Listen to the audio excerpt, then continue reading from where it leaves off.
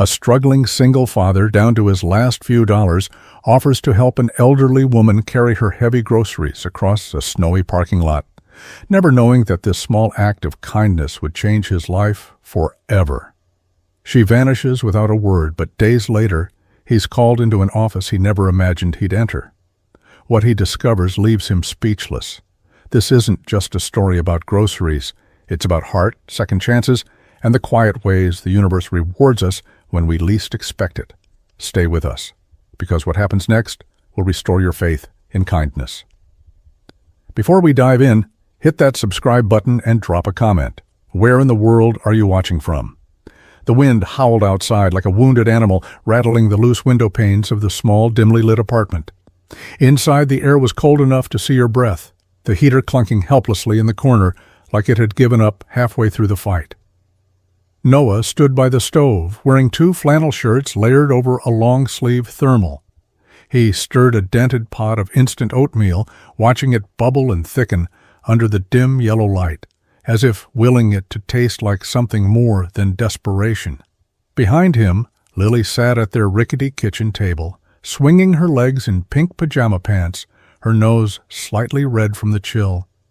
She held a crayon in one hand, a drawing forming on the back of an old envelope. "Can I put extra cinnamon in mine today, Daddy?" she asked, not looking up. Noah hesitated. The cinnamon jar was nearly empty. He'd been stretching it for weeks, shaking it carefully like it was gold dust, but he smiled anyway. "Of course, kiddo, only the finest for my little princess." He sprinkled the last of it across her bowl when it was ready, then scraped what was left into his own, just enough to keep the hunger from roaring. The microwave clock blinked 6:17 a.m. Another sleepless night, another shift survived. His back still ached from unloading pallets at the warehouse, and his hands were cracked from the cold, even through gloves. The paycheck wouldn't come for 3 more days, and the envelope under the fruit bowl, where he kept rent notices, had thickened. Noah sat across from Lily, watching her blow on her oatmeal. She grinned at him with missing front teeth. "You're tired, huh?" He managed to smile. "Just a little." Lily reached across the table and took his hand, her tiny fingers like ice wrapped in trust. "Don't worry, I'll take care of you when I'm big." Something in his chest twisted at that. He looked away, blinking fast. He was supposed to be the one taking care of her, not the other way around. Outside, the sky was still dark, the snow falling in lazy spirals. It had been a long winter, and for Noah, it felt like it might never end. The fridge opened with a soft hiss, casting a pale light into the shadowy kitchen. Noah stood in front of it, one hand gripping the door, the other resting on the edge of the counter like it was holding him up. Inside, the shelves were nearly bare. A half carton of eggs, 1 bruised apple, an almost empty jar of peanut butter with a spoon stuck in it, and a lone slice of cheese, still wrapped in its plastic like it was waiting for better company. He closed the door slowly, the light disappearing like a secret. His stomach growled, but he ignored it. Behind him, Lily was humming in the living room, cross-legged on the carpet with her dolls. Her backpack leaned against the front door, the zipper straining from the weight of old books and worn folders. A piece of paper stuck out from one of them, her school lunch menu for the week. She popped her head around the corner. "Daddy, what's for snack night?" Noah froze for a beat. Then he forced a smile. "Tonight's a surprise," he said, reaching for a can of beans from the cupboard and hiding it behind his back like it was contraband. Lily grinned, spinning back into the room. "I hope it's the little pizza bagels again." Noah didn't answer. The bagels had been a hit last time, but they were $5 he didn't have now. He looked at the red envelope still taped to the inside of the door. Final notice. The landlord had slid it under again, this time with a note scribbled in the margin. "If rent's not paid by Friday, we have to talk." He rubbed the back of his neck, the pressure building behind his eyes. Friday, 2 days. And his paycheck wouldn't hit until Monday. He checked his bank app again anyway, habit, maybe hope, But the screen stared back at him with the same numbers: negative balance, overdraft pending. The knock on the door made him jump. He peeked through the peephole, just a flyer slipping off the door handle in the wind. 50% off groceries. Today only. He grabbed it, scanned the fine print. Too far. No car. No good. Noah sat down at the table, elbows on the wood, head in his hands. Across the room, Lily laughed at something one of her dolls said. Innocent, unworried. He looked at her, then back at the fridge. Tonight he'd make something out of nothing. Again. Because that's what you do when you're a dad, even when there's nothing left to give. The fluorescent lights of the supermarket flickered above like tired eyes, buzzing faintly over the aisles. Noah pushed the cart with one hand, the wheels squeaking with every turn. In the child seat, Lily swung her legs and held a cereal box to her chest, the kind with the cartoon penguin she liked. He didn't have the heart to take it from her. Not yet. They moved slowly through the aisles, his other hand clutching a wrinkled envelope of coupons. He'd spent half the night circling deals from the weekly ad, calculating totals like a man defusing a bomb. Now, every choice was a battle. Store-brand macaroni or rice, generic canned soup, or a dented box of crackers from the discount shelf. The difference between eating and skipping dinner tomorrow was sometimes just a dime. At the produce section, Lily's face lit up. Can we get apples? The red kind, the crunchy ones? She was already reaching for the bag. Noah hesitated. The apples were $2.99 a pound. The bananas were on sale for 49 cents. He looked at the price, then back at her. She was smiling, wide-eyed and hopeful. Tell you what, he said, crouching beside her. Bananas are superhero food. They've got potassium. You know what that does? She blinked. What? Makes you strong, like can lift a car strong. Her eyes widened. Really? Cross my heart. She giggled and nodded. Okay, I want bananas then. He breathed a quiet sigh of relief, grabbing a small bunch that wouldn't tip the scale past what he could afford. Back in the cart they went, replacing her apples. She didn't notice. He was thankful. At checkout, he handed over the coupons one by one, watching the numbers on the screen tick down slowly. The cashier gave him a look, somewhere between pity and impatience, but didn't say anything. Total $28.47. He slid his debit card and prayed. It went through. Barely. Outside, the cold hit him like a slap. He zipped Lily's coat up to her chin and hoisted the bags into the cart. His breath rose in white clouds as he stared at the receipt.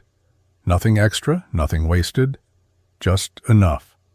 And even that felt like a miracle. The wind came fast, curling around the corner of the supermarket like it had a mind of its own. It howled across the parking lot, sharp and biting, lifting snow into little whirlwinds that danced between rows of cars. Noah squinted against it, one arm shielding Lily's face as they stepped off the curb. She clutched her cereal box like it was treasure, her nose buried in her scarf. "Stay close to me, all right," he said, tightening his grip on the shopping bags. The plastic handles were cutting into his fingers. His knuckles burned in the cold. They were almost to the car when it happened. A loud crash, the rattle of metal on pavement. Across the lot, an older woman was crouched beside her toppled cart. A gust of wind had knocked it sideways, spilling cans and produce in all directions. An egg carton lay cracked open on the concrete, yolk bleeding through the snow like it was something living. Noah didn't think. He turned to Lily. "Stay by the car. Don't move." He jogged over, slipping a little on a patch of black ice, then crouched beside the woman, who was already fumbling to gather her things. Her hands shook, not just from the cold but something else. Embarrassment maybe, or fear. "Hey, it's okay. Let me help," Noah said, already picking up cans and slipping them into her reusable bags. One of them was torn where a box of pasta had sliced through the seam. The woman looked up, startled. "You don't have to." "I know," he said gently, "but you shouldn't be out here alone in this weather." She blinked, lips slightly parted. Her gray hair had come loose from her scarf, strands sticking to her cheeks. Most people don't stop. Noah didn't respond to that. He just kept collecting items, careful not to break any more of the already damaged eggs. He repacked her bags as best he could, then took 2 in each hand. "Where's your car?" She pointed to a silver sedan parked a few rows down. Noah walked beside her in silence, the wind whistling around them. He placed the bags gently in her trunk, then turned to go. "Thank you," she said, her voice soft. "You didn't even ask my name." He smiled faintly. Didn't need to. He walked back to Lily, who stood patiently by their car, cheeks flushed red. Noah didn't know it yet, but that single act of kindness had just changed everything. She stood by the open trunk, the edge of her coat flapping in the wind like a flag from another time. The silver sedan looked clean, well-maintained, and completely out of place in the cracked, slushy lot. She didn't say anything at first, just stared at the groceries, as Noah packed them in, carefully, checking each bag like he was handling someone else's valuables. When the last one was in, he gave the cart a little push so it wouldn't roll away, then nodded at her, ready to head back toward Lily. "Thank you," she said, her voice calm, but edged with something that lingered. He glanced back and offered a small smile. Wasn't a big deal. Her eyes stayed on him, steady and unreadable. "It is to me." He shrugged, just doing what anyone should. But she tilted her head, the faintest furrow in her brow. You'd be surprised how few people think like that. Noah didn't answer. He didn't know what to say to that. He shoved his hands into his coat pockets, half because of the cold, half because it was easier than holding her gaze. She reached into her purse and pulled out her wallet, thumbing through the bills inside. "Please, let me give you something, for your time." "No," he said quickly, maybe too quickly. His voice was firm, final. "I'm not, it's really fine." That made her pause. Slowly, she tucked the wallet back in. Her fingers lingered on the flap, then dropped to her side. For a moment, there was just the wind and the sound of cars passing on the main road nearby. "You didn't ask for anything," she said softly. Noah offered a faint smile. "Didn't really feel like the right time." "You don't even know my name?" He laughed a little under his breath. "Nope, don't need that either." She studied him, almost like she was committing something to memory. Then she reached out and gently rested a gloved hand on his arm, just for a second, a fleeting connection before she stepped back. "Well," she said quietly, "thank you, stranger." And then she got into her car. No lingering goodbye, no fuss. The engine purred to life, and within seconds she was backing out of the space and gliding toward the exit. No wave, no glance in the mirror, just gone. Noah stood there for a moment, squinting into the distance, snowflakes collecting in his beard. Something about the whole thing didn't sit right, not in a bad way, just strange. Like he'd missed a step in a conversation he didn't know he was having. He turned and walked back to Lily, who was sitting cross-legged in the back seat, swinging her feet. "Who was that lady?" she asked. He closed the door and started the engine, rubbing his hands to get the feeling back. Just someone who needed a little help. Lily grinned. "You help a lot of people." Noah pulled onto the road, watching the taillights ahead disappear into the snowy mist. "Yeah," he said quietly. "Maybe." Noah buckled Lily into her seat, tugging the strap snug across her little coat.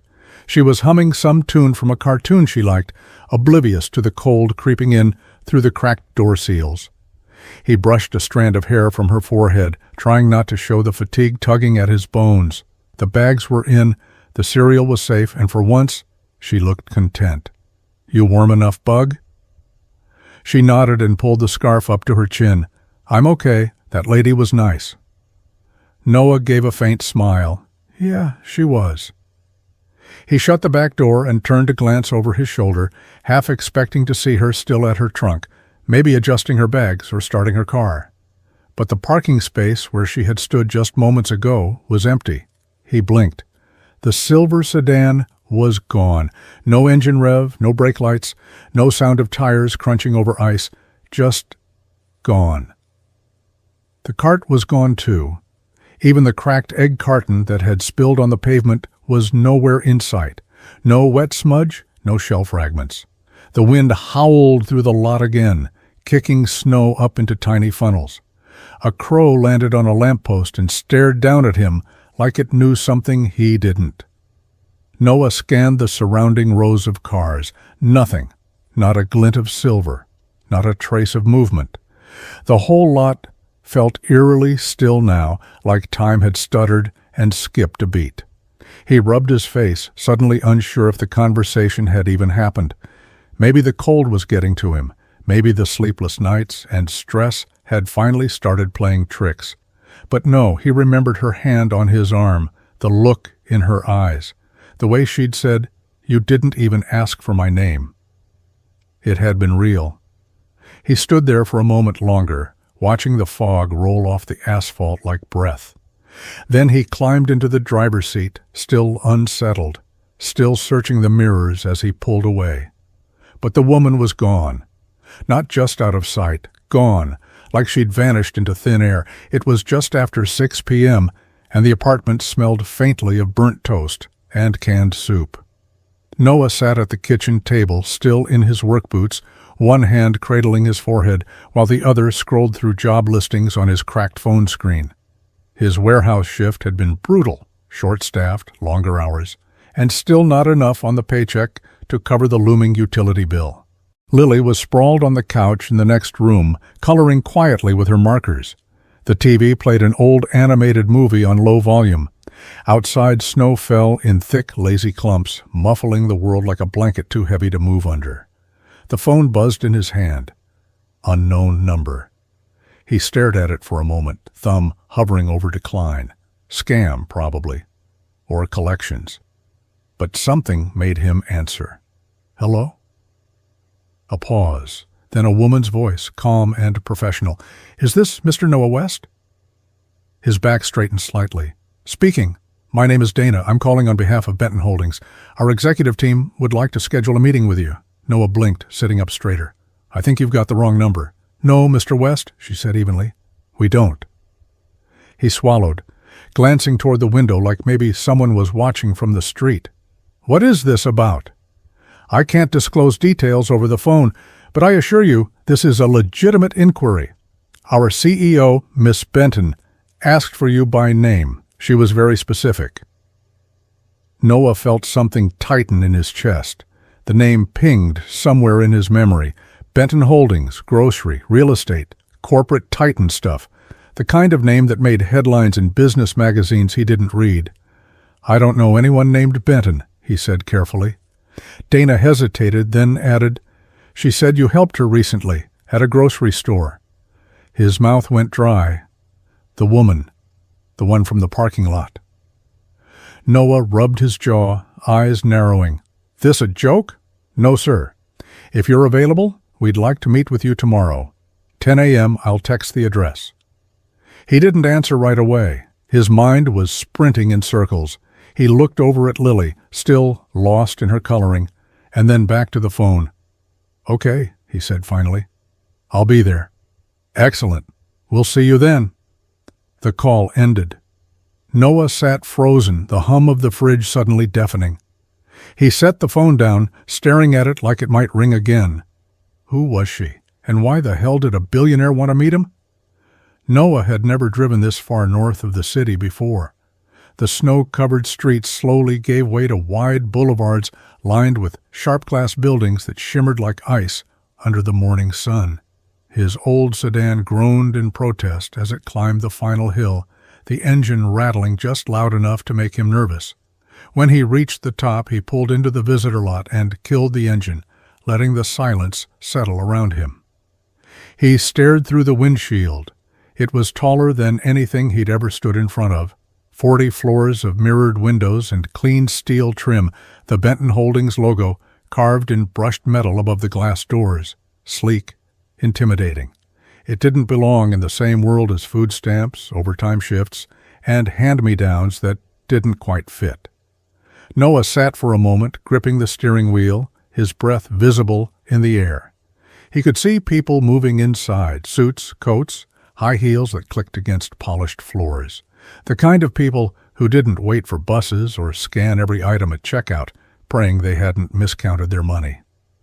He wiped his palms against his jeans and stepped out. The lobby doors opened with a smooth hiss. Warm air rushed out, smelling faintly of citrus and money. Marble floors, gold accents, a reception desk as wide as his entire apartment.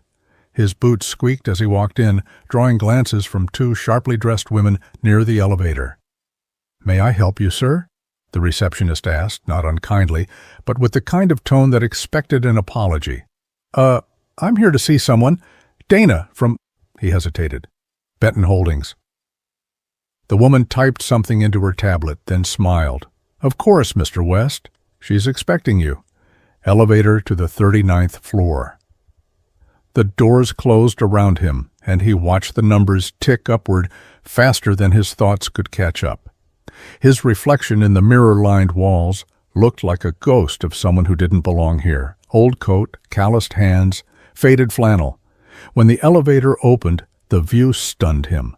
Floor-to-ceiling windows looked out over the city, endless glass and sky. A woman in a tailored suit greeted him with a smile. "Noah West?" she asked. "Yeah," he said, trying not to sound as uncertain as he felt. "Right this way." And just like that, he stepped into a world he had never imagined would open its doors for someone like him. The conference room was the kind of place you only saw in movies, where decisions worth millions were made with the flick of a pen.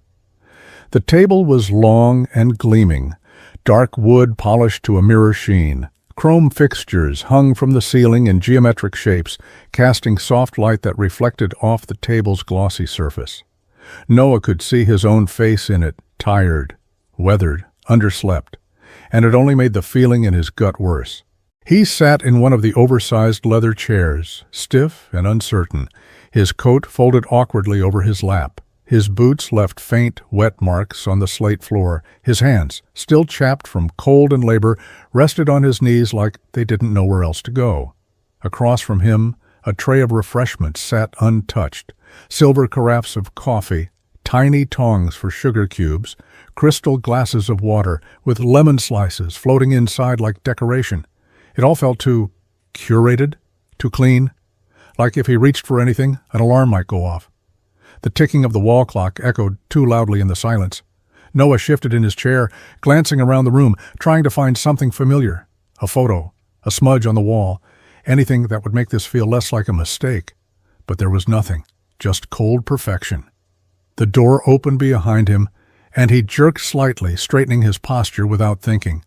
A woman in a dark blazer walked in, tablet in hand, and gave him a polite nod without slowing her pace.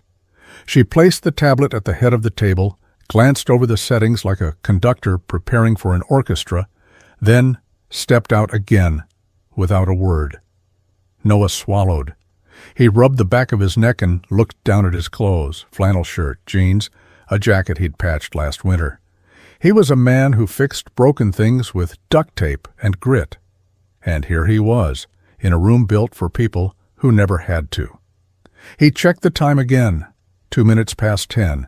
He wasn't sure who he was waiting for, but deep down, he already knew. And it scared him more than anything had in years. The door opened with a quiet click, and Noah looked up. She entered, like the room already belonged to her, which, in a way, it did. Gone was the bundled-up woman with the wind-blown hair and cracked egg carton. The Eleanor that stepped into the conference room now was composed, deliberate. Her heels made no sound on the slate floor, her navy suit crisp and tailored, her movements smooth and confident. She looked younger somehow, not in age, but in certainty, in control. Every part of her carried weight. She didn't sit right away. Instead, she walked to the head of the table, picked up the tablet the assistant had left behind, tapped something into it, then looked up at Noah as if she had just stepped out of a different world entirely. Because she had. "Mr. West," she said, her voice clear and warm but unmistakably firm. "I'm glad you came." Noah blinked, trying to match her now with the woman who had fumbled for groceries in a freezing parking lot. He stood halfway, unsure if that was the right thing to do, then sat back down just as quickly. His palms were sweaty. He wiped them on his jeans. I didn't know it was you." Eleanor smiled, just slightly. "Most people don't. That's part of the point." She finally took her seat at the table across from him, folding her hands neatly. She studied him, not in a condescending way, but like someone who took stock of details and remembered all of them. "You probably have a lot of questions," she said. "Yeah?" Noah breathed. "Starting with why the CEO of—" He hesitated, gesturing vaguely around him. "This place would want anything to do with a guy who fixes pallets and counts coupons." Eleanor didn't look away. "Because you helped me when you didn't know who I was. Because you didn't ask for anything. Because when most people look at someone struggling, they look through them. But you didn't." Noah shifted in his chair, uncomfortable under the compliment. "I didn't do anything special?" "That's exactly what makes it special." Her gaze softened for a moment, but only just. "And now, Mr. West, I'd like to return the favor, if you'll let me." The hum of the building's ventilation system filled the silence that followed, but in Noah's chest, his heartbeat drowned out everything else. Eleanor leaned back in her chair, folding her hands in her lap with a kind of quiet grace that seemed earned, not performed. The softness in her expression didn't dull the sharpness in her eyes. She was the kind of woman who had walked through boardrooms where no one wanted her to speak and left with the final word. Noah could feel that in the way she sat, the way she breathed, like silence belonged to her. "I go out every year," she said after a long pause. "Different stores, different cities, dressed down, no driver, no entourage. I pick a location, put on an old coat, and see who notices me." Noah tilted his head. "Why?" "Because I run a company that serves millions of people who live paycheck to paycheck," she said, her voice steady. "People who don't have time for perfect packaging or expensive branding. People like you, like me, once." She paused, then smiled faintly. "I need to remember what it feels like to be overlooked." Noah let that sit in the air. He wasn't sure what to say. The image of her in the parking lot, bent over spilled groceries, fumbling with eggs and wind, clashed violently with the woman seated in front of him now. "That day in the lot," she continued, 10 people passed me. Some looked. Most didn't. One man walked around my groceries like they were trash." She tapped her fingers lightly on the armrest. "Only one person stopped." Noah swallowed. "I didn't do anything big." "You didn't ask if I had money. You didn't rush. You didn't hesitate. You just helped. That kind of kindness, it's rare, Mr. West. And it's why you're sitting here." He shifted in his seat, glancing at the water glass in front of him, the lemon slice now floating like a lifeboat. "I wasn't trying to impress anyone." "I know," she said. "That's what impressed me." He looked up and met her gaze. There was no grand speech, no music swelling in the background, just two people in a room too quiet for what was being said. She smiled again, softer this time. "You helped me when I was invisible. And now I'd like to see what happens when you're not." Noah sat back, the words still hanging in the air like smoke after a fire. He blinked slowly, trying to make sure he'd heard her right. A leadership program? Him? Eleanor watched him carefully, her tone measured, but not cold. "I'm not offering charity, Mr. West. I'm offering an opportunity, one that I believe you've earned." He let out a small, disbelieving breath, more of a laugh than anything else, and rubbed the back of his neck. "Ma'am, I think there's been a misunderstanding." "There hasn't," she said calmly. "I stock trucks," he continued, shaking his head. "I lift boxes, fix pallets when they break. I'm not—" He paused, gesturing around the gleaming room. I don't belong in suits or meetings or programs." She leaned forward slightly, her voice soft but firm. "That's exactly why I chose you." Noah stared at her, speechless. "We've built this company around efficiency, around margins, logistics, data," she said. "And we've gotten very good at it. But somewhere along the way we started forgetting about heart, about real people. about the ones our policies impact the most. We need voices in this company that aren't polished, that haven't been trained to say the perfect thing in boardrooms. He looked down at his hands, rough and scarred from years of work. They didn't look like hands that belonged in leadership. "I've got a kid," he said finally, quietly. "A daughter, Lily. I work nights to keep the lights on. I can't afford to play dress-up in some corporate fantasy." "This isn't fantasy," Eleanor replied. "This is real, and if you say yes, we'll work around your hours. There's a stipend during training, transportation if you need it. We'll make it work." He felt the room spin slightly. His body was still in the chair, but his mind was somewhere else, picturing Lily, drawing pictures of apples and stars on the kitchen table, her tiny voice saying, "You're tired, huh?" And the way it broke something inside him. "Why me?" he asked again, more to himself than to her. Eleanor smiled. "Because you already lead, Noah. You just don't see it yet." He didn't answer. He couldn't. Not yet. Noah sat on the edge of his bed that night, the glow from the hallway casting a thin stripe of light across the worn carpet. His work boots were still on, laces untied, mud drying at the seams. The apartment was quiet except for the low hum of the refrigerator and the occasional rustle of the wind pushing against the window pane. Lily was asleep in the next room, curled beneath a blanket dotted with cartoon stars, her small hand wrapped around a stuffed animal with one eye missing. He'd kissed her forehead an hour ago, told her there might be changes coming, that maybe, just maybe, things could get better.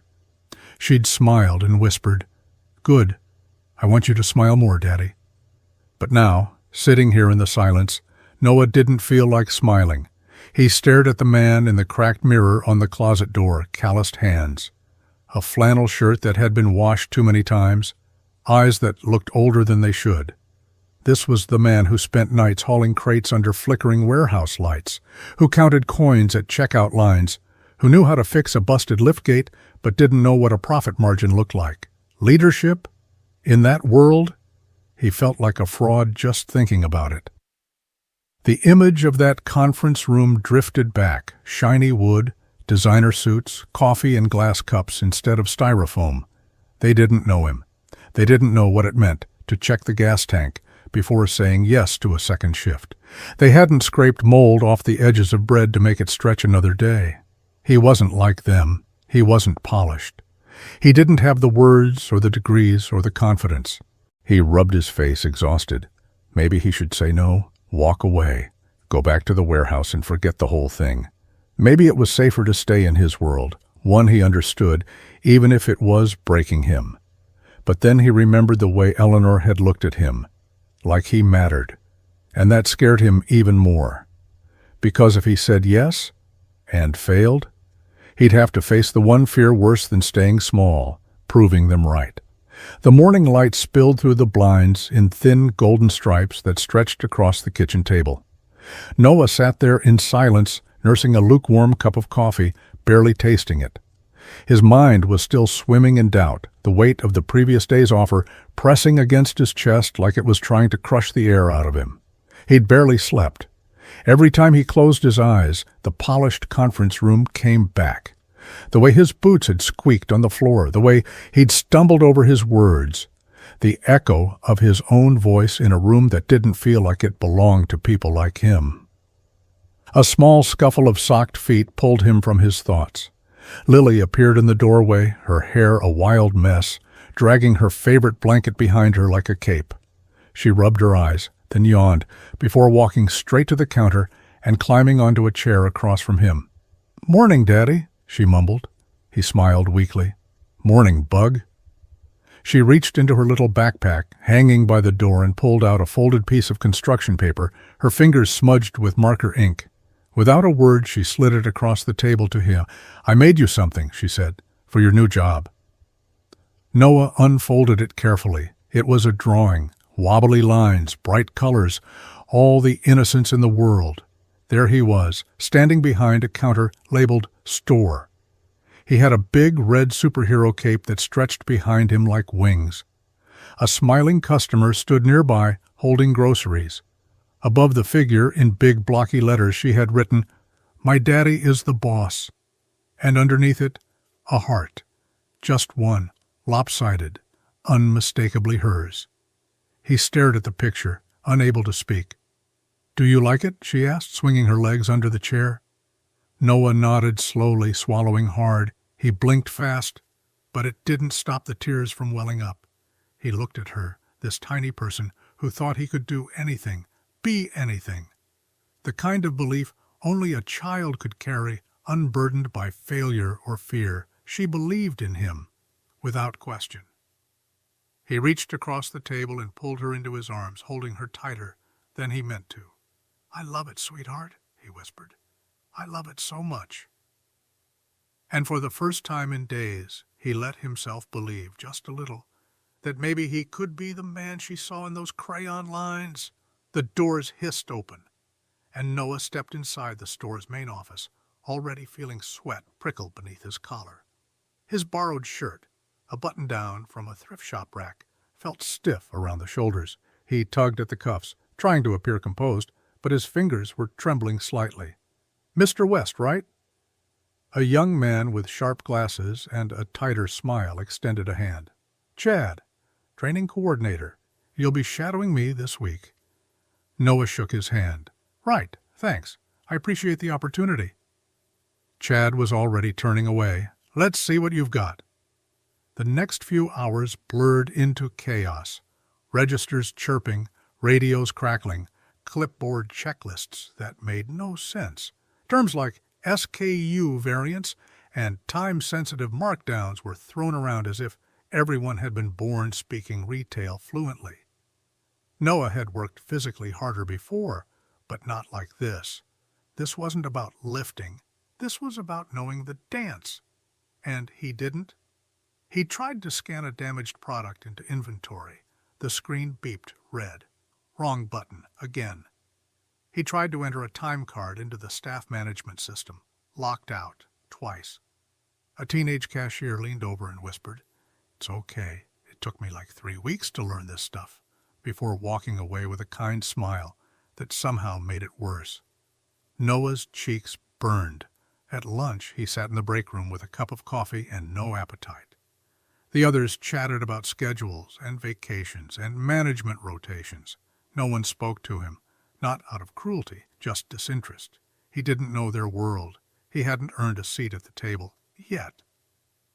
Later that afternoon, a call came over the intercom. Someone had dropped a case of tomato sauce in aisle 7. Chad looked over at Noah and smirked. Guess we're putting the new guy to good use. Noah didn't argue. He grabbed a mop and got to work, red paste soaking into his shoes. Customers passed by, pretending not to stare. He kept his eyes down, cleaning until the last smear was gone. By the end of the day, his feet ached and his pride felt bruised. This wasn't going to be easy. And deep down, a quiet voice whispered something he didn't want to hear. "Maybe you're not cut out for this after all." The training room smelled faintly of dry erase markers and cheap coffee. Noah stood near the back, clutching a clipboard that might as well have been a foreign object. His morning had already gone sideways. He'd accidentally sent a shift report to the wrong department, then mixed up labels on the floor plan. Nothing catastrophic, but enough to make him feel like a kid sitting in a college lecture with no textbook. The meeting hadn't started yet. A few assistant managers from nearby stores had wandered in, all in varying shades of corporate gray, sharp blazers, well-fitted pants, pressed collars that didn't wrinkle with every breath like his did. They stood in a loose circle near the front of the room, laughing quietly over coffee cups. Noah didn't know what was worse, their indifference or the fact that every now and then one of them glanced his way and whispered something behind a raised palm. Then Chad walked in. He was everything Noah wasn't. Tall, slick, not a wrinkle on him. His badge was gold-trimmed, his confidence louder than his voice. He clapped a guy on the shoulder, dropped his keys on the table, and spun a chair around before sitting in it backward, like he was hosting his own show. "All right, team," he said, loud enough for everyone to hear. "Let's talk about what happens when the home office starts making unusual decisions." Laughter, light but knowing. Chad's eyes drifted toward Noah, casually, like it wasn't planned, but it was. "Word is," Chad continued, "we've got a new recruit from the warehouse floor, straight off the loading dock, a real Cinderella story." Noah looked up, unsure if he was supposed to laugh too. Chad smirked. "What's your name again?" "Noah." Right. You're the guy the old lady handpicked, huh?" He tapped the side of his coffee cup. "Must be nice. One good deed, and boom, suit and a badge." The others chuckled, not cruel, just enough to sting. Noah felt the heat crawl up the back of his neck. He looked down at the clipboard. No words came. Chad leaned back, stretching. "Don't worry. We'll get you up to speed, eventually." Noah didn't answer. He just nodded once, tight and small. Let them laugh. Because if he was going to prove he belonged here, he'd have to do it the only way he knew how, by staying quiet, and working harder than every last one of them. The smell hit him before he even opened the door fully. Chemical pine cleaner layered over something far less pleasant. The fluorescent lights in the men's restroom buzzed with a tired hum, flickering every few seconds like they weren't fully committed to doing their job. Noah stood in the doorway for a beat, sleeves rolled past his elbows, clipboard tucked under one arm, and a plunger in the other hand. He didn't have to be doing this. Not technically. This wasn't in the training manual. But the store's janitor had called out, and the clogged toilet in stall 3 was backing up fast. Everyone else conveniently vanished when the radio call came through. Noah stepped inside. His reflection in the mirror looked almost ironic. Dress shirt tucked into slacks that didn't quite fit, sweat beading on his forehead, tie loosened around his neck. He didn't look like a manager in training. He looked like a man cleaning up after people who would never learn his name. And that's exactly what he was. He didn't make a sound, didn't ask for help, just went to work.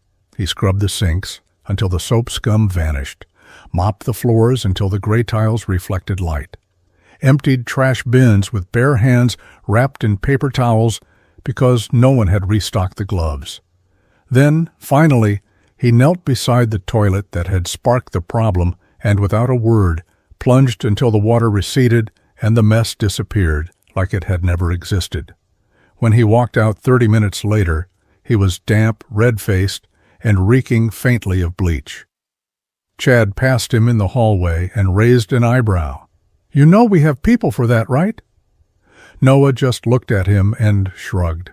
"Not today we don't," Chad scoffed, shaking his head. "Suit yourself, hero." Noah didn't answer. He headed straight for the back office, grabbed the schedule, and started reworking the afternoon shift after one of the cashiers called out sick. Let them think what they wanted. He wasn't here to impress anyone. He was here to earn it, one mop bucket at a time. The store was unusually quiet for a Saturday afternoon. Snow was falling in slow, silent flurries outside, softening the world into something still and white. Inside, under the steady hum of the overhead lights, Noah stood near Register 4, crouched beside a young employee who looked on the verge of tears. Her name was Kara, barely 19. She had dropped a roll of quarters behind the till, typed the wrong code 3 times, and called the wrong manager on the intercom, each mistake stacking like bricks on her already slumping shoulders. Noah didn't raise his voice, didn't sigh, didn't let the stress of the floor leak into his expression. He just knelt beside her and gently walked her through the steps again, his tone low and calm.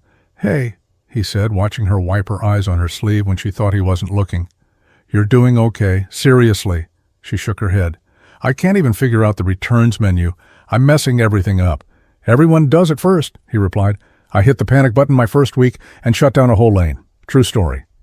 Kara let out a weak laugh. Noah smiled and tapped the screen.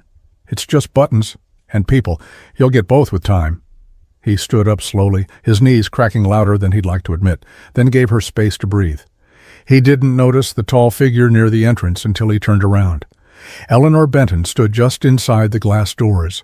No assistant, no clipboard, just a long winter coat and a quiet gaze that felt like a searchlight.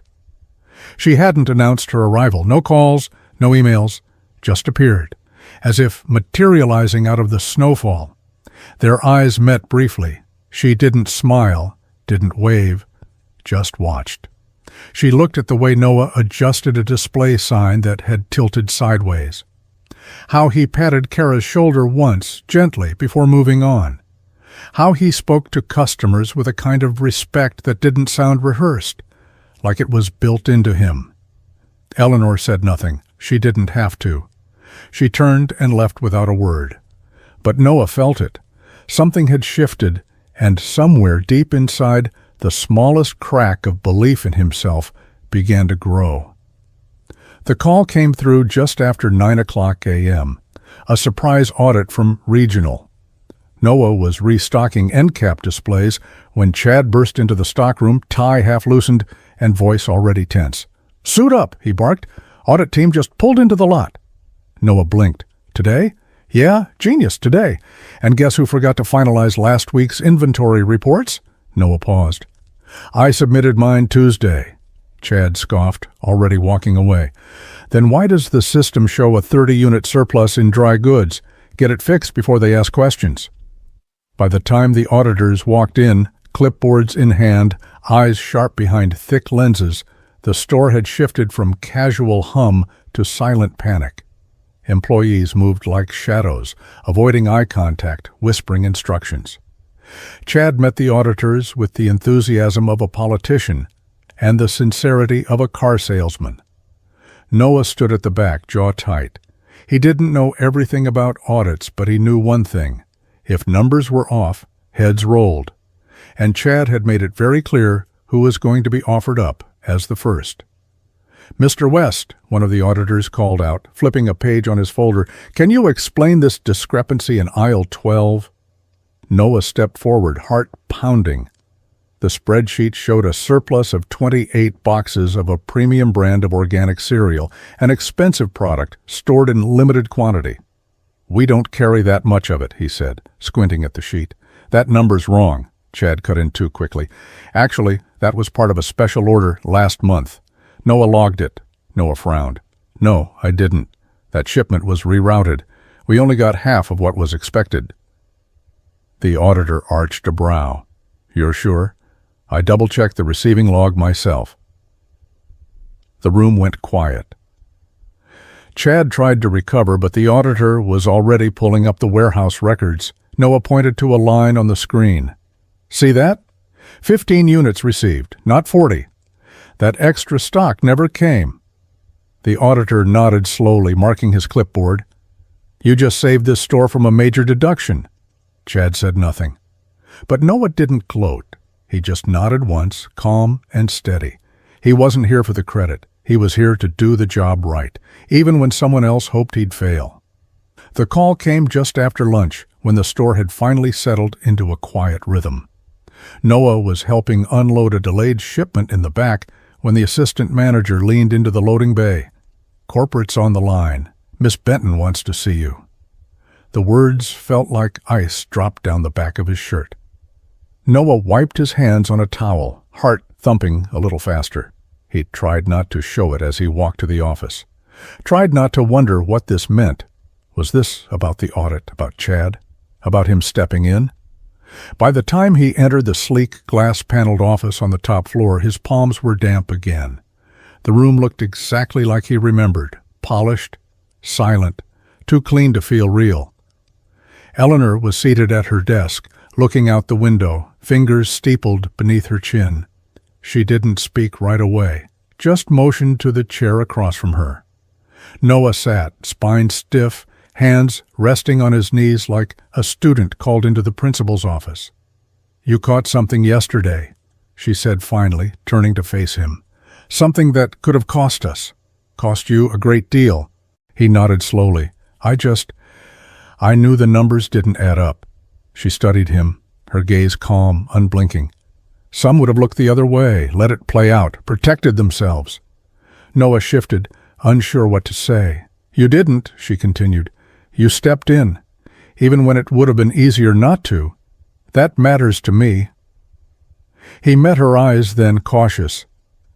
It wasn't about proving anything. It was just the right thing to do. Eleanor leaned back, a faint smile curving at the edge of her mouth. "Noah," she said softly, "you don't fix problems with power. You fix them with presence, with being there, with knowing when to speak and when to listen." He blinked, caught off guard by the weight of her words. People follow people they trust, and that's not something you can teach. It's something you either carry or you don't. She reached into a drawer and slid a small envelope across the desk toward him. "Starting next week, I want you to begin shadowing the general manager. Consider it the next step." Noah stared at the envelope, then up at her, and for the first time, he didn't feel like an outsider. He felt seen. Noah stood in front of the store's employee bulletin board, staring at the freshly pinned announcement like it had been written in a language he couldn't read. His name was there, black ink, bold font, no frills. Noah West, assistant manager, effective immediately. People passed by, clapping him on the back, offering half smiles and quick congratulations. A few even meant it.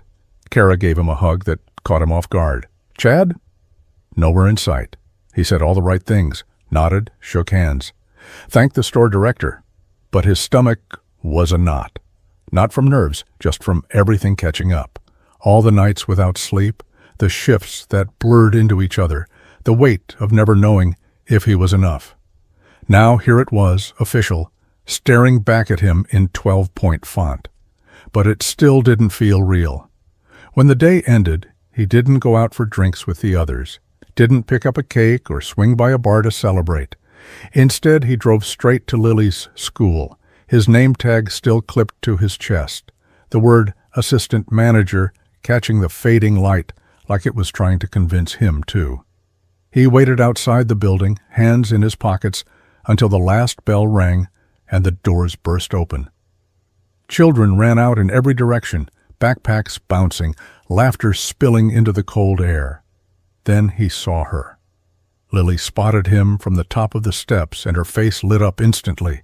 She ran at full speed, boots thudding against the pavement, her puffy coat flapping like wings behind her. He barely had time to brace himself before she leapt into his arms.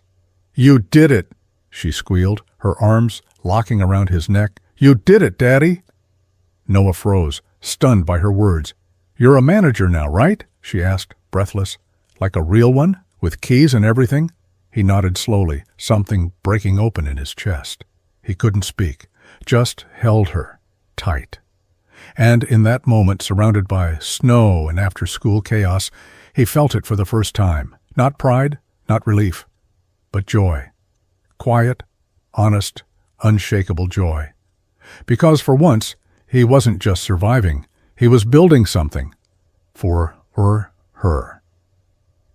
The break room was empty except for the low hum of the soda machine and the ticking clock on the wall, its minute hand crawling past the end of another long shift. Noah was gathering the daily reports, sliding them neatly into the binder. When he heard the door creak open behind him, he didn't have to turn around to know who it was. Chad walked in with the slow, confident swagger of someone who still believed the room owed him something. He leaned against the doorframe, arms crossed, a smirk already playing at the corner of his mouth. "Well," Chad said, drawing the word out, "look who's wearing the big boy badge now." Noah didn't respond. He kept his eyes on the paperwork, flipping through the last page of stock rotation. "You know what's funny?" Chad continued, pushing off the door and stepping closer. "All it took was one act of pity, one sob story, and some spilled groceries." Noah finally looked up, steady and quiet. "You done?" Chad scoffed. "Come on, man. Don't pretend like you earned this the same way the rest of us did. You'll always just be the guy who carried someone else's bags. You got pulled up because she felt sorry for you." There was no bite in Noah's voice when he answered. No anger, no defensiveness, just calm. "You're right," he said. Chad blinked, caught off guard. "I did carry her bags," Noah continued, "and I'd do it again. For her. For anyone." He closed the binder and stood, facing him squarely now. "That's the difference between us, Chad. You think helping someone makes you smaller. I think it makes you human." The words hung in the air, heavier than either of them expected. Chad's jaw tensed. "Whatever," he muttered, backing away like the room had gotten too hot. "Let's see how long it lasts." He turned and walked out, the door swinging behind him with a sharp click. Noah didn't move for a moment. Then he sat back down, reopened the binder, and got back to work. Because he knew exactly who he was. And for the first time, that was more than enough. The blazer fit better than he expected, navy blue, single-breasted, with a subtle pinstripe that Eleanor said made him look like someone who knew what they were doing. He still wasn't convinced of that, but it felt like armor all the same, new fabric stitched over old worries. Noah adjusted the sleeves as he walked through the school's front office, a brown paper bag tucked under one arm and a container of apple slices sealed tight in the side pocket. The receptionist looked up and smiled, recognizing him immediately. "Mr. West? She's already waiting?" He nodded, thanked her softly, and made his way down the hall. Every Friday, like clockwork. New job, new title, new expectations, but this stayed the same. He wasn't letting it go. No matter how many meetings filled his calendar, no matter how many staff schedules or inventory reports needed his signature, he carved out this 1 hour. Lily was sitting at the cafeteria table, legs swinging beneath the bench, her pigtails just slightly crooked. When she saw him, her whole face lit up. She stood, practically bouncing. "Daddy!" Noah grinned, heart easing in a way that no paycheck or promotion could ever match. "Hey, superstar," he said, setting the lunch down and pulling her into a hug. "How was the spelling test?" "I got all the bonus words," she beamed, "even invisible." He laughed. "Of course you did." They sat together, unwrapping sandwiches and sharing cookies like it was their own little ritual. Kids chattered around them, but to Noah the world narrowed to just the two of them. She looked at him mid-bite and said, "Your jacket makes you look like one of those rich dads on TV." He raised an eyebrow. "You mean the ones who forget their kid's birthday and yell into phones a lot?" She giggled. "No, the ones who wear ties, but you're better." He smiled, ruffling her hair gently. "I'm still me, kiddo." Lily nodded, serious now. "I know. You're just shinier."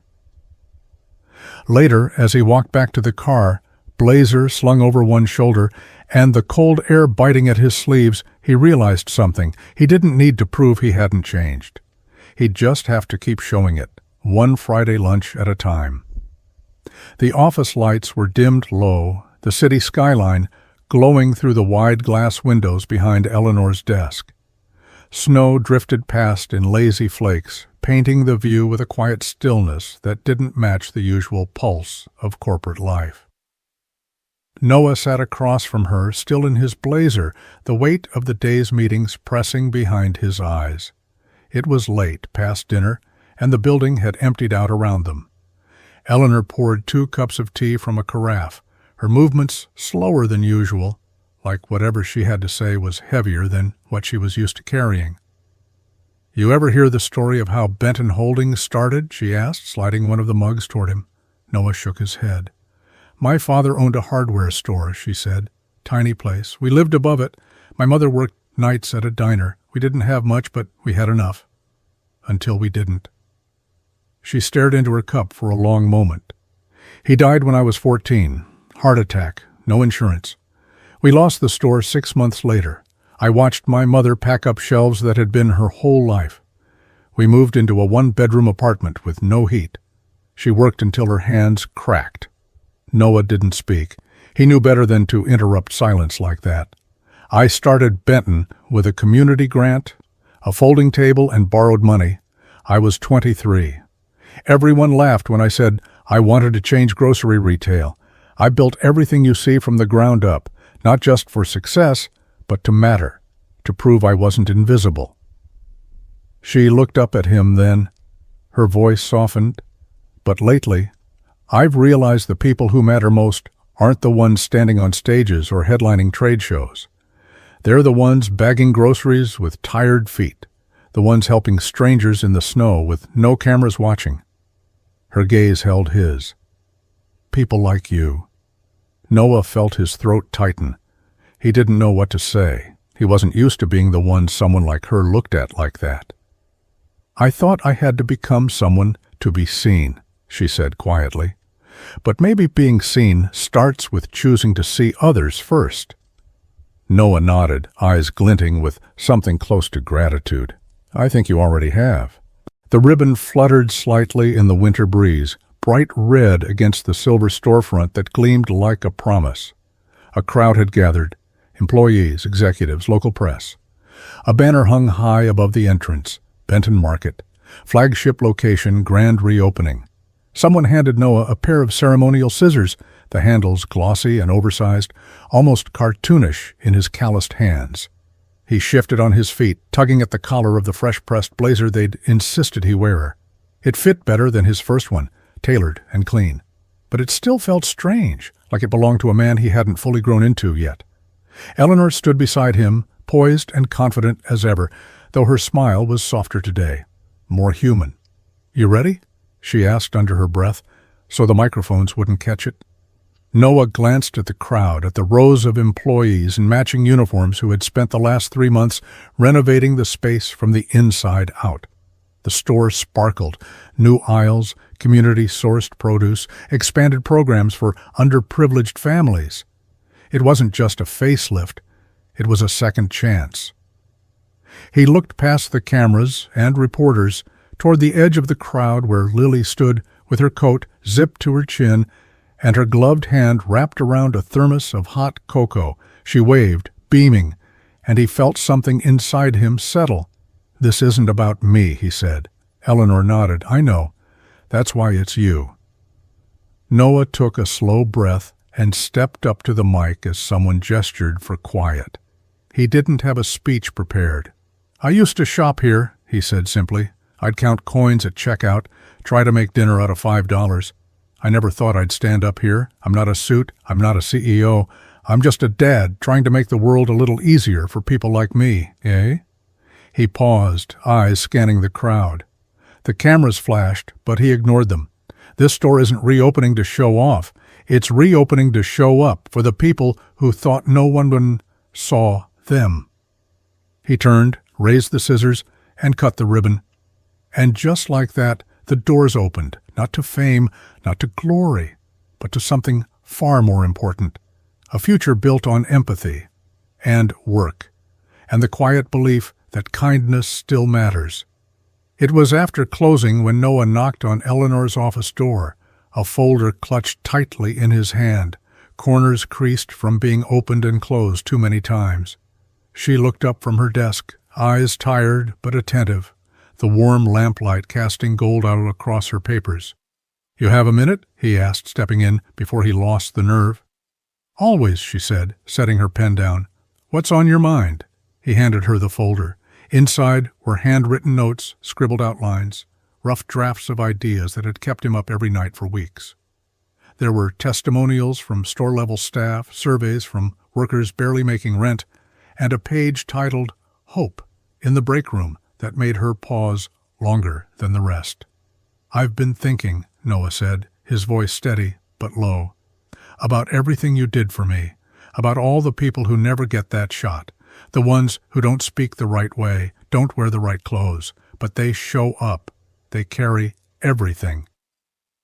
She flipped through the notes slowly, reading his words. "I want to build something," he continued, "not just for show, not for PR.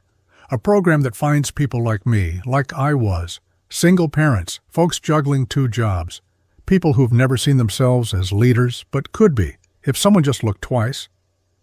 He hesitated. "We train them.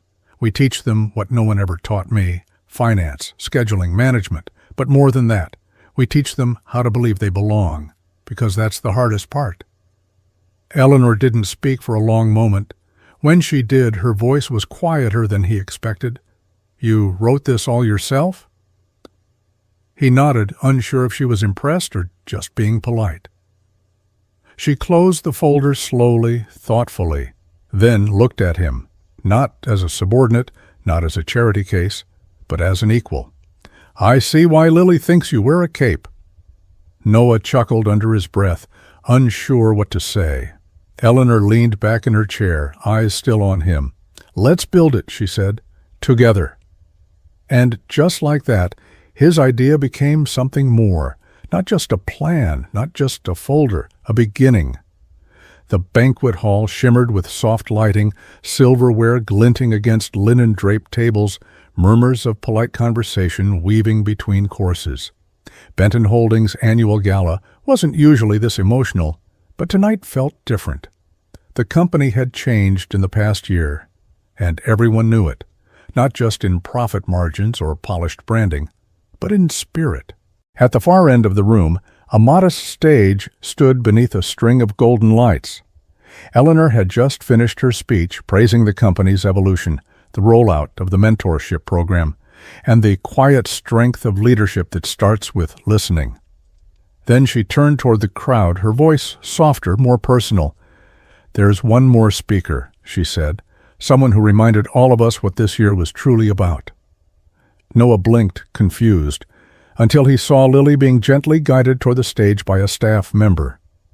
She clutched a folded piece of paper in her small hands, cheeks flushed pink from a mix of nerves and excitement. Her white dress was wrinkled from where she'd been sitting, and her shoes tapped nervously against the floor as she walked. Noah stood halfway, as if ready to stop her. Eleanor caught his eye and smiled. "It's okay," she mouthed. Lily stepped up to the podium. The room went quiet. She unfolded her paper slowly, holding it with both hands.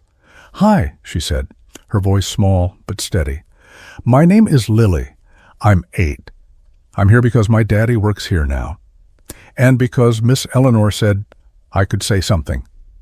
She paused, looking out at a sea of unfamiliar faces. Her eyes found Noah's, and that was all she needed. "My daddy used to work at night and come home really tired, but one day he helped someone in the snow. He didn't know she was the boss.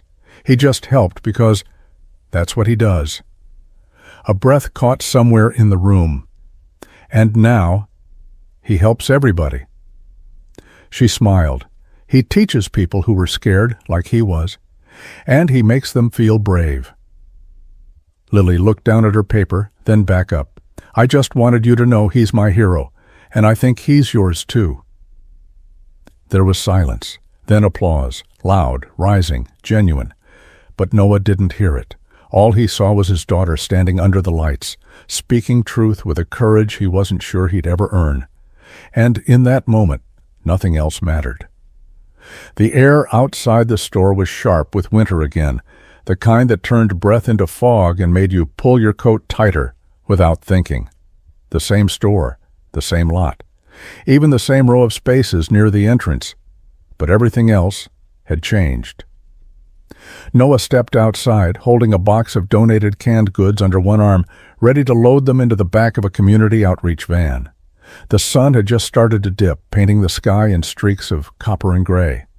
He paused when he heard the unmistakable sound, bags tearing, cans rolling, a quiet gasp muffled by the wind. About 15 feet away, a woman in a thick coat struggled to collect her fallen groceries. Her cart had tipped slightly against the curb, and one of her bags had ripped clean through. A head of lettuce rolled toward the asphalt, bouncing once before landing near the slush. Noah didn't hesitate. "Need a hand?" he asked, already moving toward her. She looked up, startled for a second, but then gave a sheepish nod. "That'd be great. I didn't realize the bag was so thin." He crouched down beside her, picking up a can of soup, then a box of cereal, carefully brushing the snow off the packaging. She held the bag open as he filled it again, her gloved fingers trembling slightly from the cold. "Thank you," she said once they stood, brushing a stray hair from her face. "I didn't expect most people just walk past." Noah smiled, simple and soft, just doing what anyone would. She gave him a curious look, like maybe she wanted to say more, but instead she just nodded and rolled her cart toward her car. He watched her for a moment, then turned back toward the van, the box of goods still balanced in his arms. Across the lot, the glowing sign of the store lit up as the streetlights flickered on. It was the same parking lot where everything had started. A chance moment, a simple gesture. one that had changed the course of his life. And now, without fanfare or applause, it came full circle. Not because he was trying to repay something, but because helping. That had always been the point.